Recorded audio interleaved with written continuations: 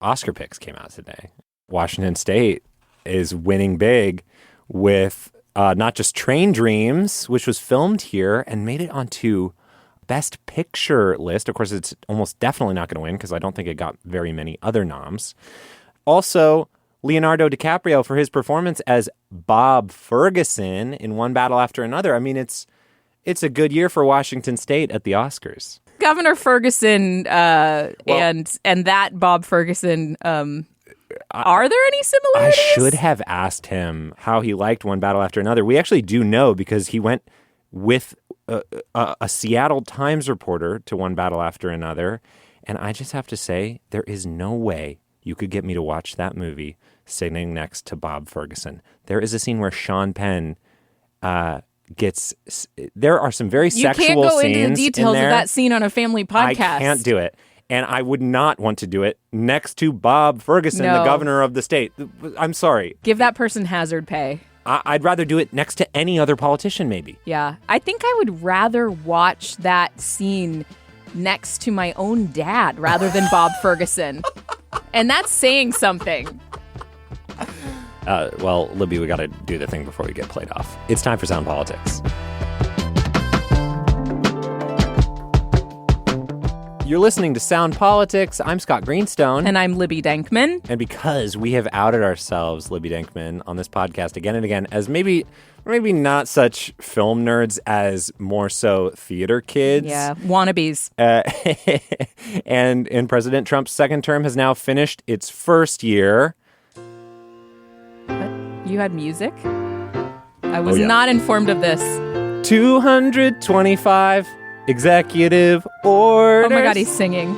How do you measure a year in Trump? I was not prepared for this. In tax cuts, in lawsuits, in the cost of groceries. How did you let this happen, Hans? Yeah.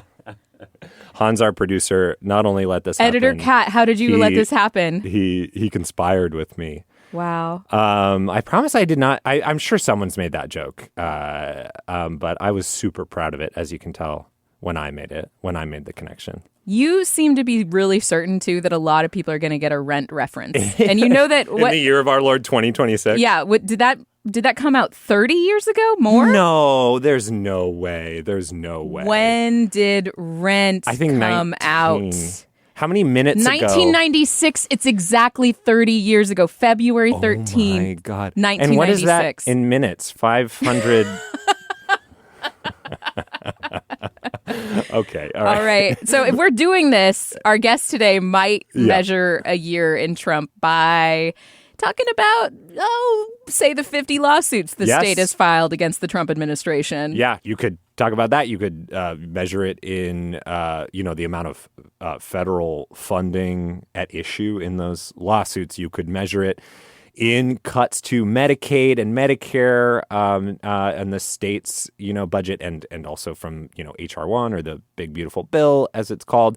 You could measure it in the number of deportations out of the Northwest Detention Center in Tacoma.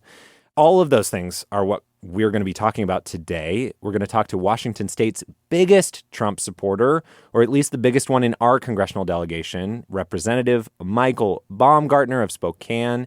He does have some differences of opinion with the president, but for the most part, I think they're pretty aligned. And also, we're going to talk to the biggest Trump adversary in the state, Attorney General Nick Brown. He's the one who did all those lawsuits, who filed all those lawsuits. That's his name on those lawsuits. That's going to be in the second half of the show. First, let's hear from Republican Congressman Michael Baumgartner. We talked to him as he was walking off the House floor, and this was in the afternoon Wednesday, so that's yesterday as we're taping this on Thursday. At that time, details of the, quote-unquote framework agreement on Greenland were not available yet. I mean, to be honest, they're still not available, but... they hadn't been reported on, and... there are also new revelations about ICE policy to enter people's homes without judicial warrants were not available. But let's go to that conversation first. Michael Baumgartner represents Washington's 5th district, which covers the easternmost portion of Washington, including Spokane. Representative Baumgartner, thanks very much for being here. Thanks. Always nice to come on. So we are talking about President Trump's first year in office, and I want to start with a question about immigration policy. Deportations have become a much more visible part of American life, I think. ICE and CBP agents are operating in cities, sometimes creating tension with city residents and officials. Here in Seattle, a handful of schools briefly locked down this week in response to rumors about ICE activity. Rumors officials say have not been substantiated.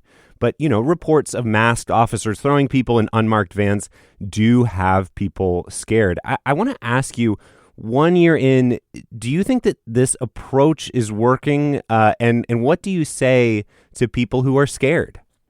Well, the border was an absolute debacle under Joe Biden, where between 12 to 20 million people came into the country without any form of due process or legal authorization. And that included a flow of fentanyl that came into the country that killed over 100,000 people. President Trump campaigned on securing the border. He's been tremendously successful. And what places like Seattle need to do is stop getting into theatrics and rumors and role play and focus on cooperating with federal officials to make sure that the most dangerous illegal immigrants are removed from the country.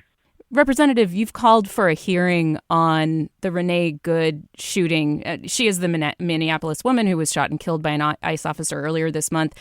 At the same time, you've also criticized Washington Governor Bob Ferguson, for example, for his social media post where he said, "Now ICE is killing moms in the street. The escalating violence from the Trump administration against immigrants and protesters is absolutely outrageous." This is a quote. Ferguson added, "The state of Minnesota must pursue all avenues to seek justice in the shooting." First off, I would just love to hear what your reflection is on what we have seen in the video, and what do you still need answers to from this situation? Well, it's highly irresponsible for a governor like Bob Ferguson to accuse federal agents of murdering moms. I mean, that's so beneath the way a public official should respond. There's a lot of knee-jerk reactions to these sorts of things and this rush to make immediate political statements. When anyone is killed by law enforcement, there needs to be an investigation. The facts need to be brought out, and we should have cooler heads should prevail and try to lower the temperature on these things and not score cheap political points like Bob Ferguson has done in these. So, yeah, it's a tragedy this woman was killed. It needs to be investigated, but that can be done in a way that is not inflammatory or accusing federal agents of murder. And quite frankly, what people should be protesting is Bob Ferguson for being a irresponsible governor above all else. Representative, when we first heard about the shooting, DHS and Secretary Noem immediately was calling Renee Good a domestic terrorist. Do you think that represented cooler heads? I mean, how do you grade how the administration has responded now that we also hear that there won't be an investigation, a review by the FBI into the shooting, and instead there's been inquiries opened on Renee Good's widow and people like Tim Walz and Mayor Fry. I mean, how do you grade how the administration has responded to this shooting so far? Well, I wouldn't use the phrase domestic terrorist. Again, I wouldn't need to see some evidence of that. But, this idea that sanctuary cities and states are going to reject cooperating with federal law enforcement officers is very dangerous. And remember, in the 9/11 Commission, the worst terrorist attack in American history, the number one recommendation of the 9/11 Commission was that law enforcement cooperate with each other. And what happens in these sanctuary cities is you're telling law enforcement not to work with each other. That's very dangerous. Right now, last year, we had a Honduran illegal immigrant gang member with a bullet in his calf muscle in the Spokane County Jail. And in a normal state, when he served his time, ICE could come in, get him and process him, get him out of the country because of the very dangerous sanctuary state laws in Washington state. Now instead of being able to be told, now he's released. They have to get 8 guys in body armor. That's very dangerous for the officers, extremely dangerous for the community at large. And so everybody would do better, would have a policy of cooperation with the federal government and law enforcement. And so, labels domestic terrorist, accusing ICE of murder. Let's look at the policy that needs to be implemented, which is it's just dangerous for our state to be a sanctuary state. I want to ask about the economy, particularly, we're talking about President Trump's first year. So zooming out a little bit, he did make a lot of promises about the economy on the campaign trail. Results are, I think a lot of people have described it as a mixed bag. Gas prices are down somewhat. Energy prices are up. Groceries are still really high. Inflation has remained relatively steady. What is your grade for the Trump economy? Well, I think we've taken we just passed the largest tax decrease in American history working with the president. That stands in stark increase to the Democrats in Olympia passing the largest tax increase in our state's history, and then this nutty and non-productive wealth tax and income tax that Democrats in Olympia want to do. Things in Washington state are much more expensive than the rest of the country, primarily because we have a very poor and very extreme radical left-wing government in Olympia. So, overall, look at the stock market. There's a lot of people feeling good about the economy at large, but I hear from job creators every day in Washington state that are thinking about leaving because they find downtown Seattle too dirty, too dangerous, and the taxes too damn high in our state, which is really unfortunate because Washington state is such a gem and we deserve better government than we're getting in Olympia. Just on the subject of how the president has approached the economy so far in his first year, there has been pretty good growth relative to other advanced economies in terms of GDP. The unemployment rate was relatively low in December at 4.4%, but we have seen signs of trouble. I mean, job growth slowed dramatically in 2025 compared to previous years. Scott mentioned food prices have not come down. And you talked about the stock market. It has definitely grown under Trump 2.0. But there have been jitters because of these tariff announcements. And, when you compare the growth to Trump's first term, for example, the growth has underperformed in 2025. I guess, do you think that there has been a fulfillment of promises? That they always say promises made, promises kept in the Trump team. Do you agree that he's followed through with all of his promises? Well, I think, certainly the biggest emanating factor of the election was on immigration and the border. And, border crossings have gone from 12 to 20 million of this absurd situation to now almost zero. So securing the border was probably the number one. All political candidates, including this president and the last president, claim to have more authority and influence over the economy than they actually do. But in the long-term fundamentals, what President Trump is doing is great. He's unleashing American energy. We have more domestic energy supply. I mean, Biden had these, nutty, extreme ideas that we're going to lock away all our energy production, be even more dependent on the Middle East. What President Trump and what we've done as Republicans is increase the energy supply.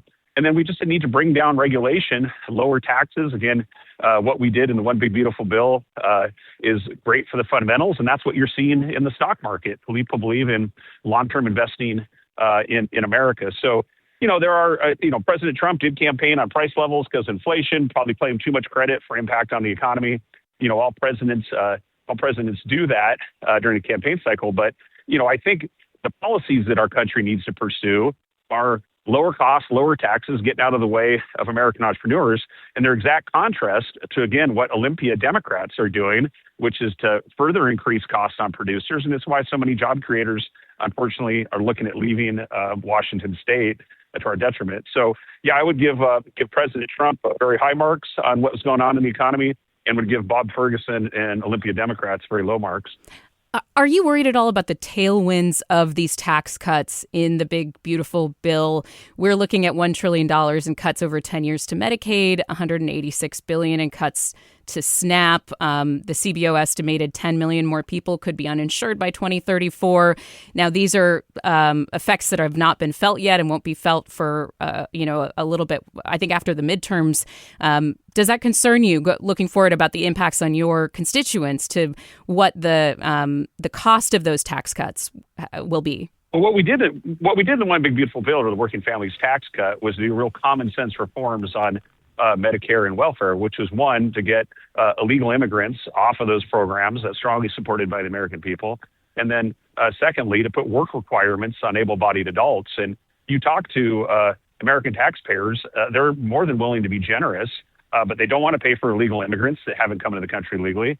And they also don't want to pay for people to sit on the couch and eat Cheetos when they could be out getting a job. So if people need a hand up, we're certainly happy to give it to them, but not the way it's been doing under the Biden administration. And all of this, of course, is across a backdrop of $39 trillion in debt and growing. And so, some of the fiscal reforms that we're going to need to see in this country really need an adult conversation and, and a plan. And of course, we weren't seeing that under the Democrats. But won't the tax cuts are going to add to that debt, aren't they? Well, the big thing that we've done, the debt is increasing because of entitlement spending. The taxes are going to boost the economy, and the reforms that we did to spending on what you mentioned with the Medicaid reforms and the welfare reforms are the most substantive entitlement reform that we've seen in America since Bill Clinton and Newt Gingrich dealt with reforms to poverty programs in a bipartisan fashion back in the 90s. So, it was very tremendously politically difficult, but it is a step in the right direction for sure. Tariffs have definitely been a big part of this conversation. I think, internationally, but also, on the state level as well. The Washington State Office of Financial Management is predicting that, tariffs in effect have hit sectors of our state's economy really hard and that grocery prices could go up by 16%. It seems like the ports are feeling it. Tacoma and Seattle ports have seen double-digit drops since August. Longshore workers really seem to be feeling the pain from some reporting from the New York Times this week. Do you think this is it worth it? Do you feel like you're aligned with the president on the need for tariffs in this first year? I am not a fan of the tariffs as an economic stimulus measure.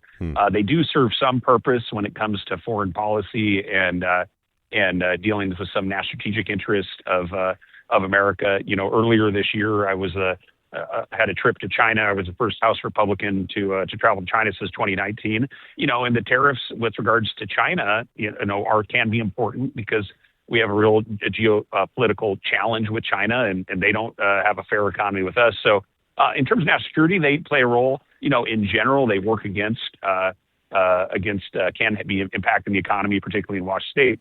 What the tariffs really are is a consumption tax on consumption of imports. Is consumption tax on imports, and so it has brought a lot of money into the federal coffers that have done some good things. And look, if the net result of this is a bunch of Democrats that usually like protectionism and higher barriers to trade suddenly become free traders, that'll be a good thing.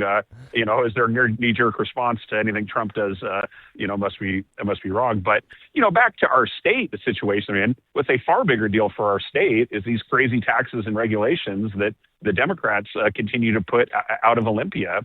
I mean, I talk to probably once a week, I hear from somebody that is a real job creator in Washington State that has have enough and are looking at moving their domicile out of the state. I cannot tell you how terrible this wealth tax is and this income tax is for our state. And look, I know who your audience is. You guys have a bunch of downtown Seattle left wingers and faculty lounge types at the UW that have some real liking of big government and more socialist type ideas. But it is just terrible what is happening with this tax rates in Washington State, and it'll be something that will be a loss of jobs, but also just a real loss of opportunity because capital can move, job creators can move, and it's unfortunate that Olympia is just so out of their minds on these things. Congressman, did I just sense some Husky-Cougar rivalry coming through in your criticism of the UW faculty lounge? I mean... Oh, no, I would... Yeah, well, look, no, I would... I mean, listen, I would take any opportunity I can to criticize the Huskies in general. What I meant was that wasn't a criticism... That was a criticism of sports team. That was just a criticism of left-wing professors in general. So we got some of those at Washington State University as well too. You picked up a member of the O-line from the Huskies recently, you Cougars. So I'm just saying, we did. You better get friendly with him. I mean, we did, and I said one of my favorite parts of look, I was a big fan of the old Pac-12. I thought it was better. I'm very outspoken about the UW going to the Big Ten. But one of the nice things is I know UW will never make the college football playoffs again in the future. Devastating. So I can watch. I can continue to watch their four loss, 5 loss seasons in perpetuity here because they're just not going to be able to compete with those time travels. So it hurts it's because it's true. But, they're right. I wish we had time to get into your college sports caucus work. I do want to ask you though, I guess this is kind of a personal question and kind of of also a Trump first year question because you were a diplomat before you got into politics. I guess it's just a different kind of politics, maybe depending on your opinion. But, President Trump, ran on a non-interventionist kind of foreign policy. He has been involved in some notable foreign actions, and I'm just curious what it's been like to watch him, do this work as a former diplomat. Particularly, I mean, we talked when the United States bombed Iran, but I'm curious watching the president of Venezuela, the capture of him, and just this whole situation with Greenland, and how it has created a lot of tension with Europe. How do you rate the president's promise to stay out of foreign wars and his, performance on the world stage? Well, I was very skeptical of President Trump back in 2016 on his ability to execute successful foreign policy. And that's probably been an area where I've been most impressed and I was the most wrong. Going back to his first term when he killed Qasem Soleimani, the Iranian terrorist leader that had been responsible for up to 1,000 American deaths. He's really changed the face of President Trump has really changed the face of what's possible diplomatically in the Middle East. You look at the Abraham Accords, what he did was his ability to get the Hamas to release the terrorists. And, what the Chavez radical socialist Maduro regime, the Chavez-Maduro regime is doing in Venezuela with their Cuban allies was allowing China and Russia to have a very strategically dangerous situation right in our own backyard. So I think President Trump has been very impressive on foreign policy. He's certainly unorthodox. He looks at situations and doesn't look at the foreign policy consensus. He looks at what's in the U.S. interest.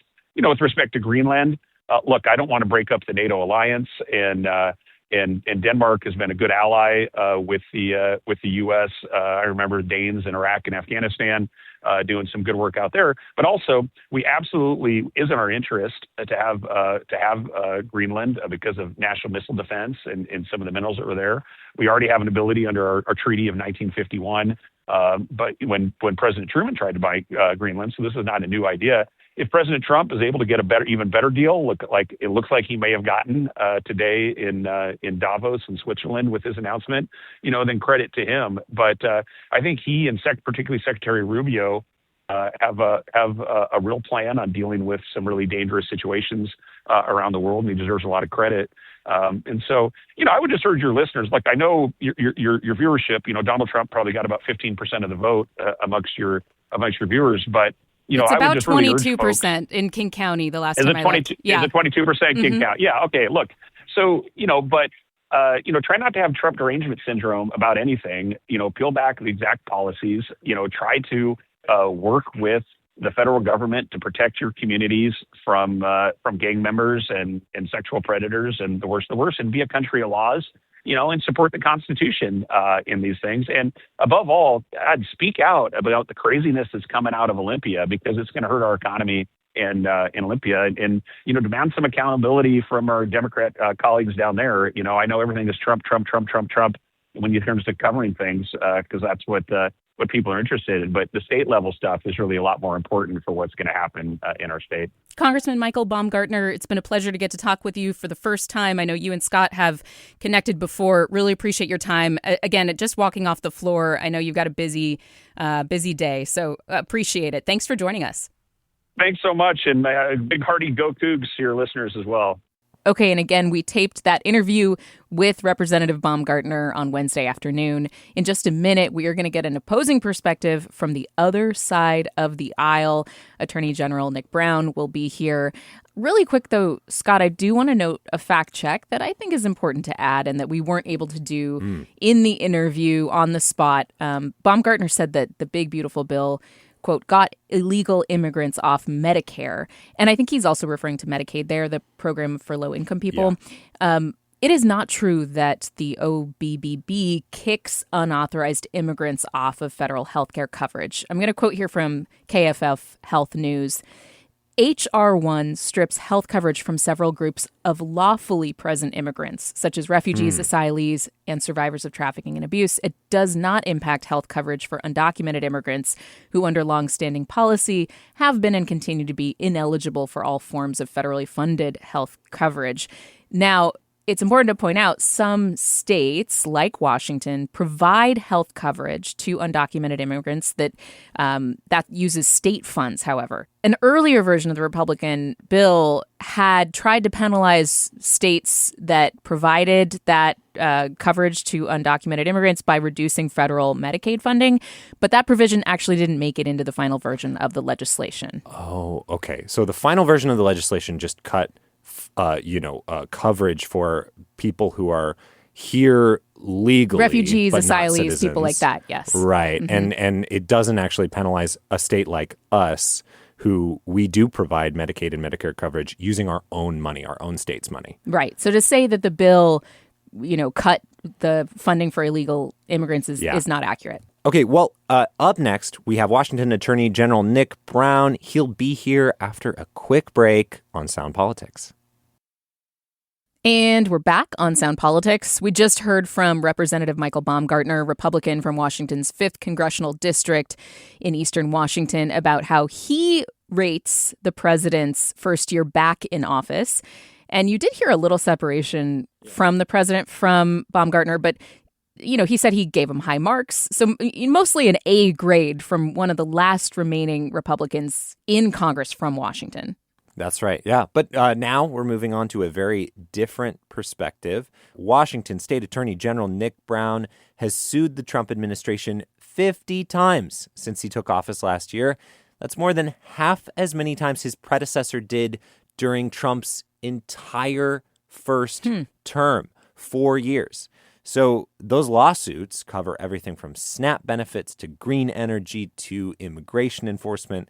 And according to the Office of the AG, over $15 billion in funding is at issue in these cases. So how does our Attorney General rate the president's first year back in office? And what does he think is coming in year two? Here to discuss is Washington State Attorney General Nick Brown.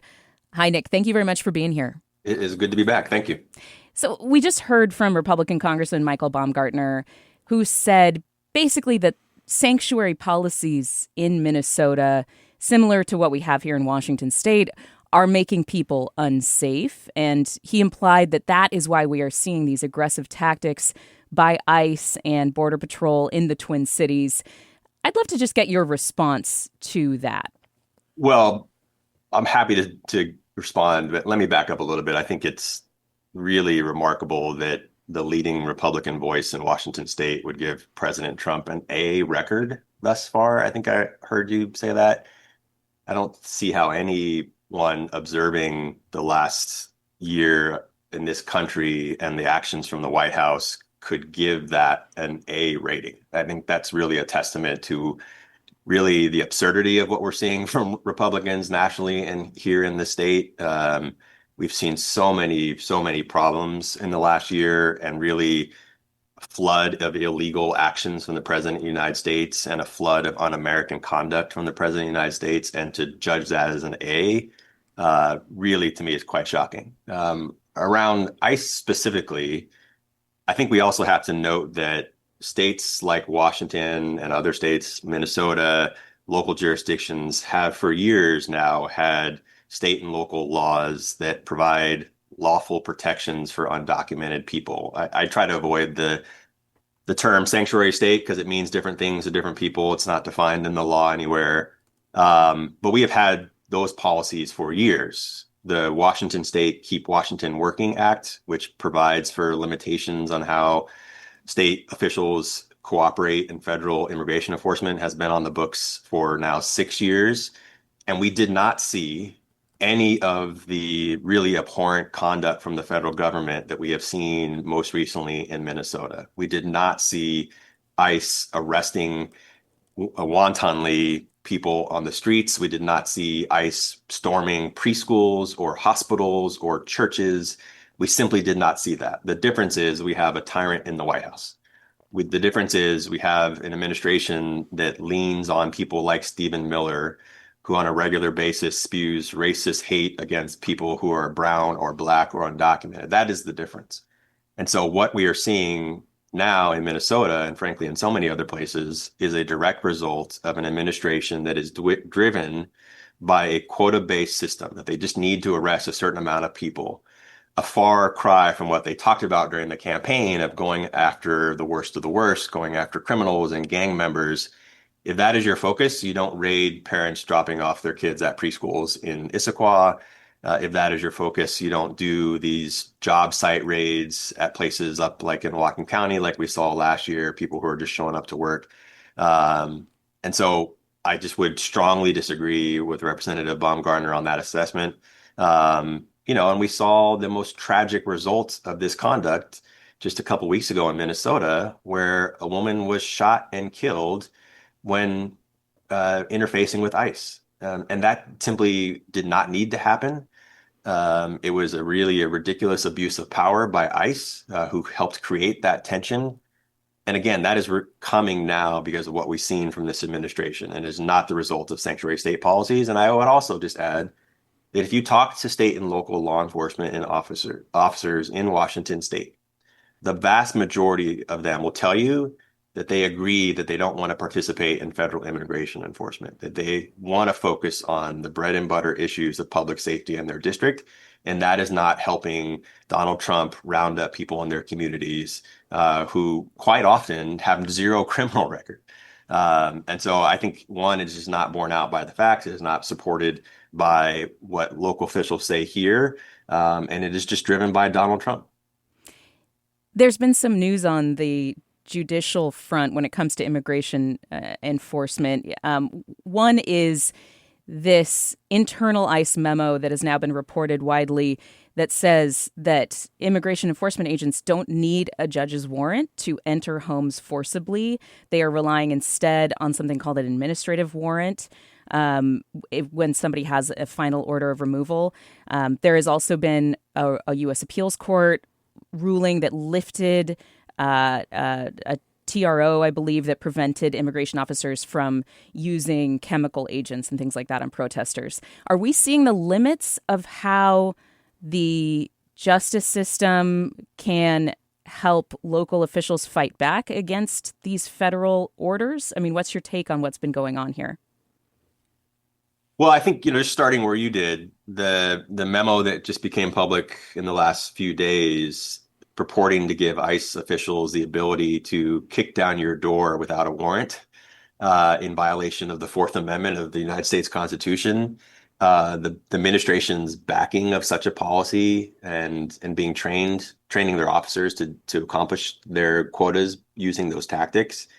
It's just still shocking to me. And it's hard to be shocked in this moment. But in 2026, we have the administration's, I think, official position that they don't need a warrant to enter your home, which flies in the face of hundreds of years of constitutional precedent. It is very not a conservative viewpoint that federal government has the power to enter people's homes.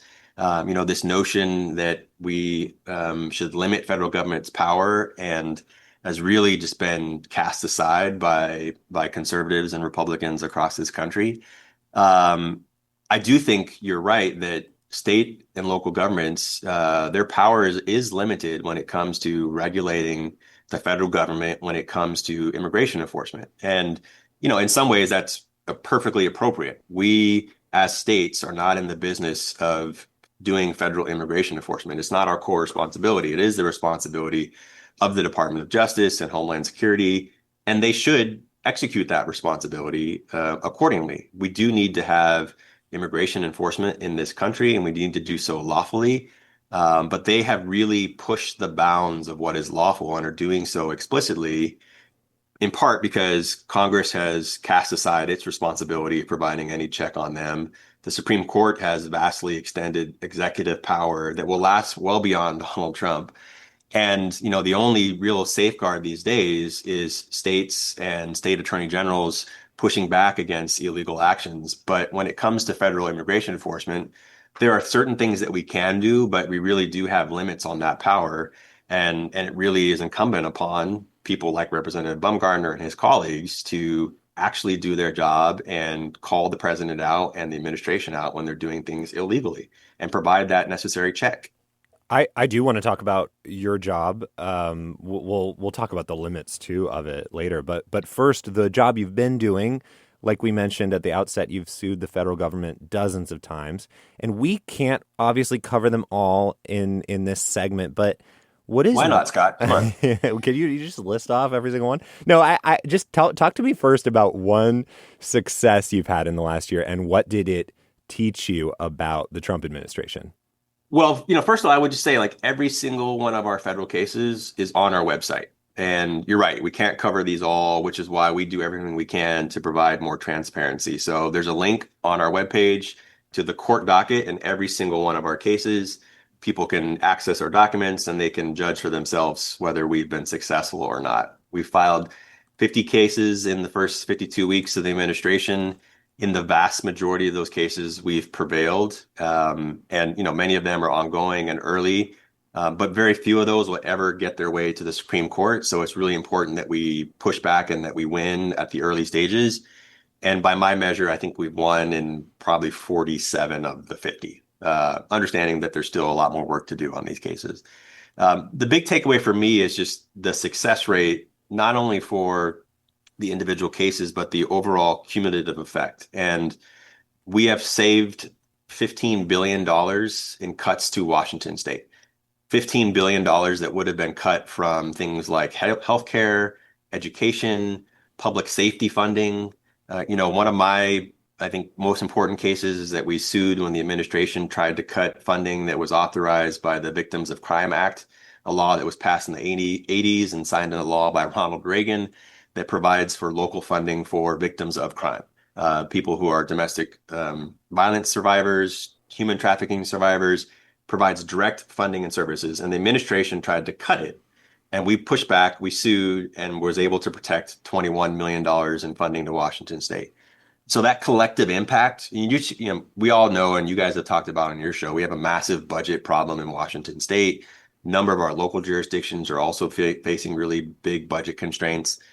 If we had not successfully sued and protected $15 billion to Washington state and agencies that get a lot of pass-through funding here, that impact would be enormous. And our ability to save that money and funding, and that includes hundreds of millions of dollars in healthcare research funding that goes to things like curing cancer, and is massive funding for our universities and their employees. Like all that collective impact is really significant for me. And I'm really just proud of the work of this team. You know what I'm going to ask next, probably, of course you've done job interviews. I don't mean for this to feel like a job interview, obviously, but I do want to know about a failure in the last year, and whether or not you regret filing any of those lawsuits that ended up failing. What's one failure that really sticks with you that you wish had gone differently, or maybe that you wish you hadn't filed? Well, in every single case that we approach against administration, the goal for me is not to sue Donald Trump. Like if I didn't have to sue Donald Trump over the next 3 years, I would be thrilled, because it would mean that we're not seeing illegal, unconstitutional conduct by the president of the United States. But in every single case, we look at whether something is illegal, whether it impacts Washingtonians, and whether we have a role to play in executing relief for the people here. If those three things don't line up, then we don't engage. And every single one of the cases that we've brought, we have felt like those things were in alignment. And in the small number of cases where judges have ruled against us, I don't have any regrets about filing those. We still think that our analysis was correct and the impact here was correct. But we engaged early on a case that was trying to address the really ridiculous and reckless firing of federal employees that Elon Musk was leading early on in the year. We joined a case down in California with some labor union representatives to advocate on behalf of federal employees, in part because we have a tremendous number of federal employees here who lost their jobs under some BS excuse from the administration about their job performance. And we ended up not winning that case, and the judge just didn't think we had the right legal theory or standing to pursue that. We disagree. We thought it was righteous, but sometimes in order to advance worthy causes, you have to be aggressive. And And again, I think in the vast majority we have prevailed, and people can look on our website and review for themselves. But we can't be timid in this environment. We can't hold back. We have to be aggressive and do our duty, and that thus far has resulted in a lot of success. Yesterday, I talked to your predecessor as Attorney General, who is now, of course, our governor, Bob Ferguson. We were talking about something else, but I just kind of threw in at the end. I was sort of like, do you want to reflect on, President Trump's first year? And I wonder if you resonate with this, something that he said. Obviously, Governor Ferguson has talked about how prepared he tried to be for Trump 1.0, but this time, I felt pretty prepared for him and his administration, given that 4 years of experience on having that litigation.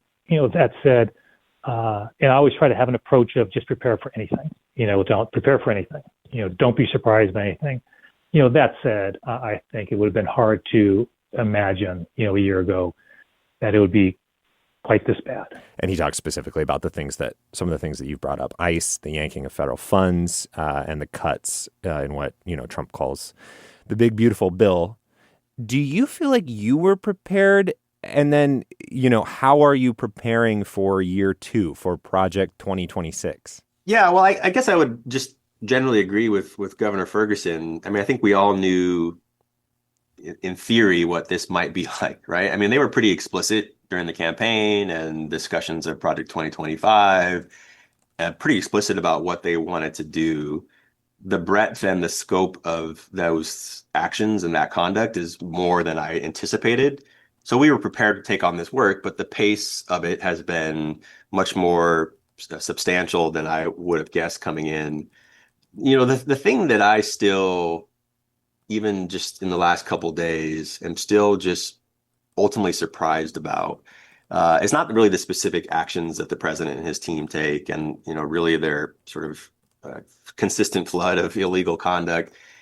It's really just the boldness of their lies that shocks me, and how that impacts and permeates not only the things that lead to cases, but really our feelings and standing as a democracy in this country and how we treat people. I'm still surprised by the blatant dishonesty. Just yesterday we had the press secretary of the United States saying that the president didn't say something that was on video about, mistakenly calling Greenland Iceland 3 or 4 times. Like, she just said, that's not true. And it's like, it's on video. And the way that they lie so gratuitously, with abandon, and we just say, or many people in this country just say, well, that's just Trump being Trump. That surprises me. I was not prepared for that. And I still ultimately was also just not prepared for the true lack of humanity from the president of the United States. In my lifetime, we have not had a president who cared less about uniting people. We have not had a president who talked with such disdain about the people that he leads. Like, we as a country need to have robust, profound, hard-fought disagreements. We need to fight and debate and argue. We need not be dismissive of people's humanity. And the president seems to relish in that. And his top advisors relish in degrading people. And that fills me, as you can probably hear in my voice, with a lot of anger and frustration. And I'm not surprised by it, I guess, ultimately, but I'm still just sort of shocked by the fact that we have an American leader, the most powerful person in our country, if not the world, who talks with such disdain about his people. Like, there's a lot of people in my state who don't like what I do, who I disagree with, who have big policy debates. I will never, ever, ever talk with them with such derision, like we see from the president. And that permeates. It permeates not only our politics, it permeates our interactions with each other. It permeates our youth. And that impact is going to last generations. And I guess I was not prepared for that. Attorney General, you've used the word tyrant today. In the past on KUOW, when you and I have talked and you and Scott have talked, you've used the term fascism and basically saying we're sliding towards it. I think that there are a number of political science experts who have flagged this as well and analyzed this. But I guess just to close out here, for somebody listening who agrees with that, but then feels like a certain sense of foreboding when, you're suing the Trump administration, but we do see a number of court rulings, especially recently, going the administration's way. If there are these limits in the checks and balances that are being exposed here, what should people do? I mean, what should a listener right now who agrees with what you're saying be doing if they also fear that there is, an authoritarianism bent and a move towards fascism in what is happening with the Trump administration? Well, I appreciate that, Libby, because, it is still something that I think about a lot and really outside of Donald Trump. And for me, and we may have talked about it before, when I was Governor Inslee's counsel during his first term from 2013 to 2017. When I got down to Olympia in 2013, it was a real awakening for me and just my own sort of political policy observations and thoughts, because prior to that time, I was so DC focused. At the time, it was President Obama and it was, what was happening or not happening there. And then I got down to Olympia and it was just immediate, that those early days, immediately recognizable to me that the things that I most cared about and thought about, and I think this is true for most of us, the things that we wake up about, worried about, excited about, the quality of our kids' education, traffic in our communities, the amount of we pay in taxes, healthcare, housing, environmental stuff, most of the things that keep us concerned or engaged or worried, those decisions are being made in Olympia or our city halls and county governments. Like 90% of them have nothing to do with Donald Trump. And, I will be the first to admit, before I worked in Olympia, I don't know if I could have told you who my state representative was or my state senator, certainly not all three of them. And I just wasn't paying attention. And so, as frustrated as I get with what's happening in DC, and as much, legitimate concern and tension is felt around DC, if people want to have an impact, they should start engaging in their local and state government. Like this year, in a short session in the legislature, they're going to pass a few hundred bills that will impact how much you pay in taxes, how much funding our schools get, how much money we give to social services, and really so few people engage down there. And I have felt the impact when people show up in Olympia, when they collectively email their representatives. Like no one individual in Washington state, not even me as the attorney general or the governor, is going to have a tremendous impact on what Donald Trump does, not individually, but collectively citizens can really impact what's happening in Olympia. If 20 people from a district email their state rep and say, we care about this project or this issue, like your state representative, they may not agree, but they are going to hear you in a way that no congressperson is going to hear you and the president's not going to hear you. So I really would just drive people's attention to what is happening in their communities. And even beyond politics, like right now we have community organizations desperate for help and assistance. Like you want to have an impact, volunteer, whatever nonprofit or cause that calls to you, volunteer at the school in your community, show up in your church and have a voice. Like these things make a difference in people's lives. And we cannot let what's happening in DC distract us from where the work is actually being done at a state and local level. Washington Attorney General Nick Brown, thank you very much for being here, and thanks for talking with me and Scott. Anytime. You guys give me a call. Thanks, guys. So that was Nick Brown, Democratic Attorney General. Obviously, a lot of forceful differences there with the Republican Congressman Baumgartner that we had earlier. I do hear one chord of agreement, Libby, even if it has different maybe like notes or tones. They both said pay more attention to state and local politics. Yeah, it really did strike me when we were talking with the representative from Spokane just how much he would take a question about the Trump administration and turn it to be about Governor Ferguson or Democrats in Olympia. And I think that just shows it's a lot easier to run against the power structure, to be like seen as somebody who's fighting for you, for constituents, when you can frame things as, these are the folks in power, they're not fixing things for you.